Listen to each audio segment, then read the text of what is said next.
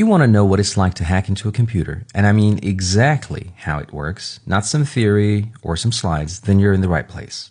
Bismillah ar-Rahman ar-Rahim. Your target computer or network is like a home. It has doors, windows, and possibly even mail slots. The larger the home, the more doors and windows you can expect. In short, the bigger the home, the bigger the attack surface, and therefore, the bigger the opportunity to get in. Let's assume you've been hired to find ways to get into this home, which in our case is a computer or a website really. The first thing we do to start off the test after the legal work is done is to scope the property. Intelligence gathering is what it's called. We gather information about the home, meaning look at the home, or maybe with Google Maps look at the geolocation, the neighborhood where it's located, the entry and exit points.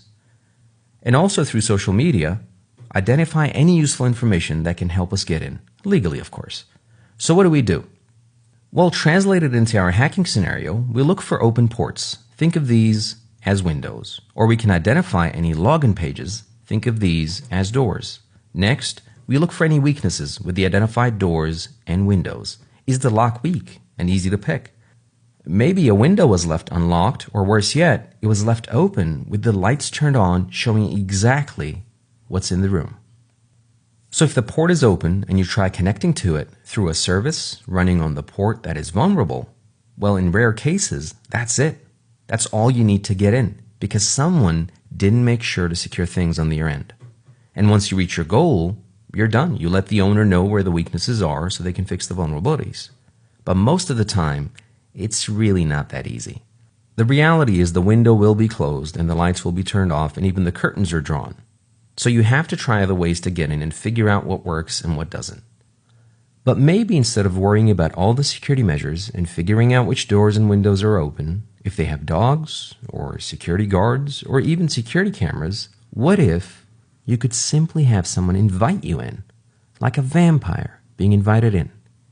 Let's see how it's done. You come with a smile in an unsuspecting way and ring the doorbell. And have them invite you in. This is done with a payload. You send the person a letter. Essentially, it's an email or a URL or possibly a fake app depending on the scope of the test. They click on it, access it, and unknowingly open a back door to your computer or network, allowing you access into your home without knowing that the fangs are about to come out. That's right, they have no clue as to who you are and what you intend to do. The problem is, sometimes organizations, people really, have security measures or defense in depth in place, where the entry point has an EDR or an AV deployed. That's like having a mirror right inside your door, and when they find out you, Mr. Vampire, have no reflection, well, the jig is up and your red teaming activity at an end. Unless you know ahead of time that they know that you know. You know what I mean? Meaning that defenders will usually know that there's an attack expected, so therefore they'll take the necessary measures. And knowing what defenses are in place is important, because then you can bypass the security controls in place with proper planning ahead of time. You can sneak around, and that's right, just don't let them see you in the mirror. And move laterally, because once inside, why wait? Just move laterally and even vertically to get to your goal. More often, not only will there be defenses in place right inside the door or the computer or network that you have successfully compromised, but also at the network level by them having NDRs or honeypots in place.